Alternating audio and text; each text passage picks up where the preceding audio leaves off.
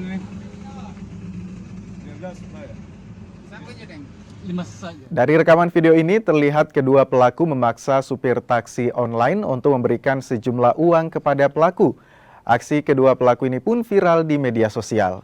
Kedua pelaku akhirnya ditangkap oleh aparat kepolisian dari Polres Pelabuhan Makassar. Keduanya ditangkap di rumah masing-masing. Selain itu, polisi menyita sebuah dompet, sejumlah uang, SIM, serta satu buah sempritan. Kedua pelaku kini menjalani pemeriksaan di Polres Pelabuhan Makassar. Melakukan gerak cepat untuk mencari keberadaan pelaku. Kemudian pada pukul 11 tadi, tim telah menemukan 2 orang yang dicurigai berada dalam video tersebut yang melakukan semacam pemalakan. Adapun identitas pelaku yang telah diamankan di Polres Pelabuhan saat ini, yaitu Saudara Samsudin Dengale alias Alex, merupakan warga Kecamatan Bontoramba, Kabupaten Jeneponto.